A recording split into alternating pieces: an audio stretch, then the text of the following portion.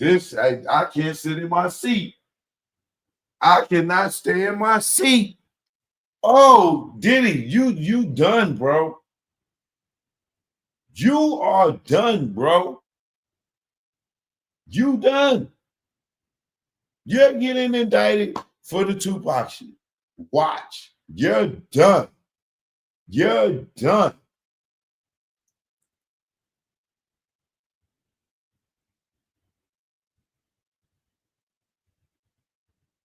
These men were not known to the plaintiff, not employees to the company, and never part of the company's ventures. But now plaintiff was being forced to finance their road trip to Vegas with the company's overhead budget. Oh my God, bro. It's over, bro. Profane, shut up.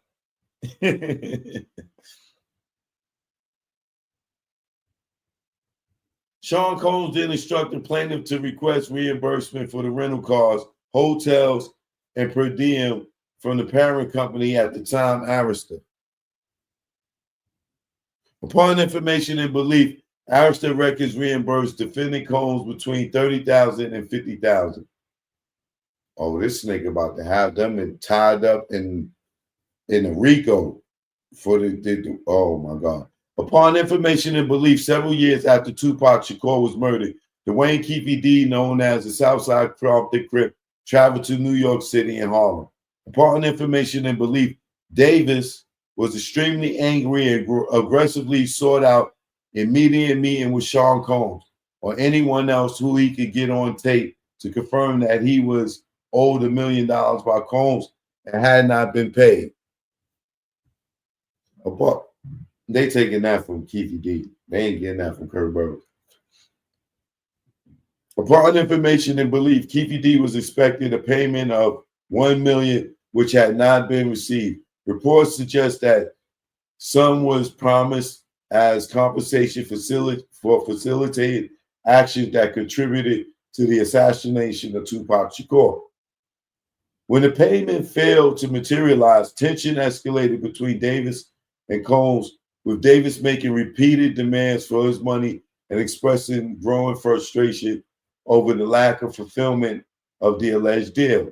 Upon information and belief, defendant Sean Combs paid $1 million to a courier who did not deliver it successfully, and Combs refused to pay $1 million again. The courier was the individual who orchestrated the events in Vegas and failed to pay Keefe D. At the time, he was Combs' go-to for dealings with the West Coast. They talking about Zip. These niggas is playing greasy. They is greasy. Uh-oh.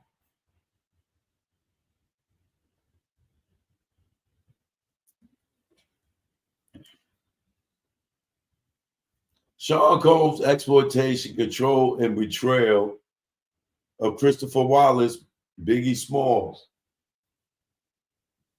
Christopher Wallace, better known as Biggie Smalls of the Notorious Big, was one of the earliest and most successful artists signed to the Bad Boy record label.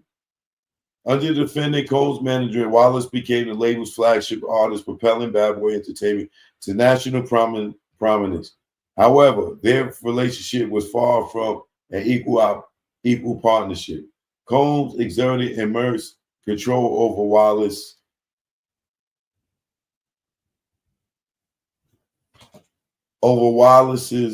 career, finances, and personal decisions.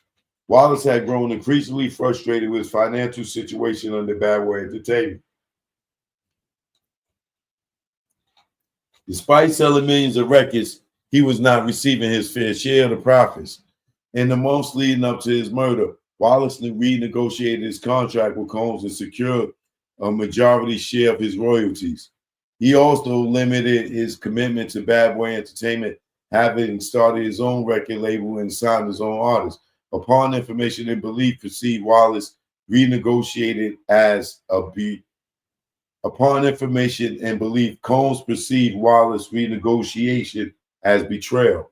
Combs believed he was Wallace's best friend, when in reality, Wallace's closest confidant was D-Rock. Wallace's decision to take control of his own career and earn his deeply angered Combs, who saw it as both rejection and a direct challenge to his authority. As the case, whenever his experiences rejection, Combs initiated a campaign of retaliation.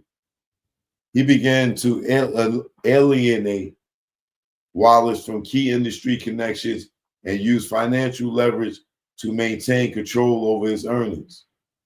Prior to his trip to Los Angeles in March of 1997, Wallace was involved in an automobile accident that left him with a severe leg injury. He struggled to walk and expressed strong reservations about traveling to Los Angeles, given heightened tensions following the Tupac Shakur murder months earlier. Wallace supposed to leave Los Angeles on Saturday to fly to London, England for a press tour arranged by plaintiff Clive Davis and Arista Records. It was a marketing press junket for Wallace's Life After Death album. Sean Combs was very jealous as he viewed himself as the king of hip hop, although up to that time, his only accomplishment as an artist was being a wingman for Wallace. Despite Wallace's injuries and concerns, Combs forced the issue, insisted that Wallace remain in Los Angeles. While Wallace was en route to the airport, Combs called the plaintiff and demanded that Wallace cancel his flight, order him to stay for an unscheduled club party that evening instead. These niggas is trying to draw the picture that Diddy set up Biggie, allegedly. Plaintiff and Wallace pushed back, but Combs was determined to have Wallace make an appearance at a vibe party that had absolutely nothing to do with him. This decision was highly unconventional and reckless, and they had no proper security in place. The East Coast-West Coast rivalry fueled, in part, discussions and actions of Sean Combs and a West Coast record label executive. Various street gang factions and escalated to dangerous levels. Without security and with his limited being mobile, Wallace was left completely vulnerable. According to Gene Dale, Sean Combs' security at the time, he warned Sean Combs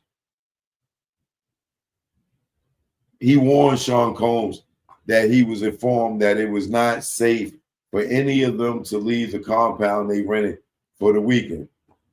Sean Combs ignored the warning and insisted that they all went out. Sean Combs was the only person in the entourage with security detail.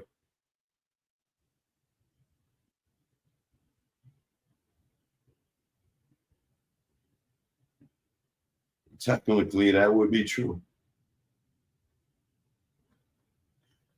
Early morning on March 9, 1997, Christopher Wallace was shot and killed in a drive-by shooting in Los Angeles.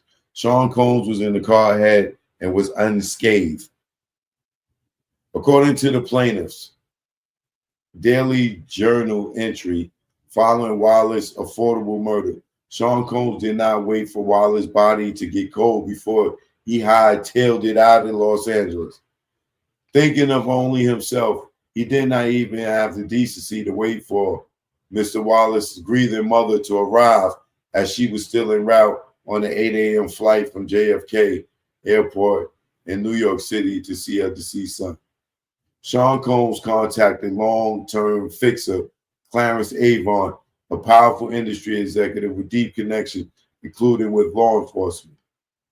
Avon used his influence with the LAPD police captain to facilitate Combs' discreet escape from Los Angeles.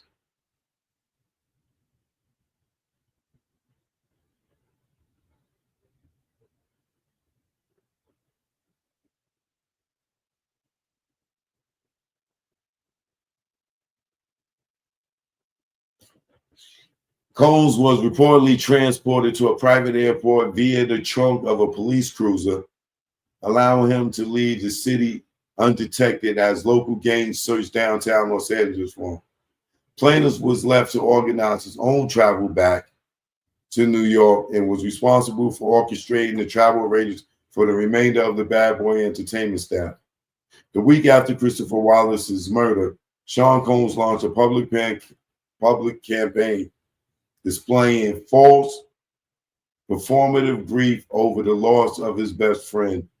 He made grandiose statements about honoring Wallace's legacy and promised to spare no expense in giving him a funeral fit for a king.